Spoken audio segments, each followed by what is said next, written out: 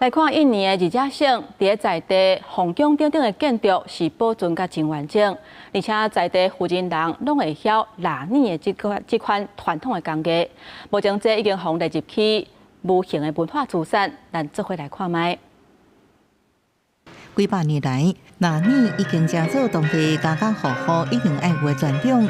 这几年来，这项传统产业的振兴，让不少当地富人人有2摆就业的机会。2009年，这项传统工艺，搁互联合国教科文组织列为世界无形文化遗产。Batik ini sudah menjadi darah kami. Istilahnya sudah mengalir di jiwa raga kami itu di batik. 对当地人来讲，拿捏唔那是一项技艺，也传达全华人的贴合思想甲宇宙观。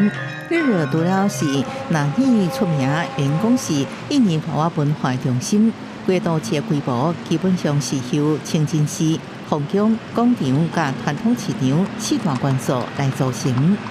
Jadi saya kira Yogyakarta ini adalah sebuah kota yang merupakan miniatur Indonesia. Mungkin orang akan paham kenapa kok misalnya harapan hidup di Jogja itu paling tinggi di Indonesia. Karena orangnya santai, tidak lekas marah, itu ya. 人来来去去的大清真寺，因讲是日月的地标，风格特别的建筑，用大量柚木，这是当地知识中心，常常办理各种的讲座，也有苏丹王国的风景。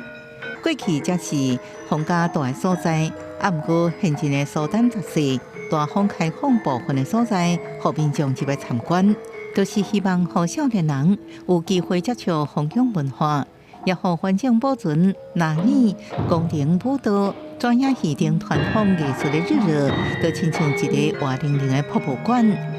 记者综合报道。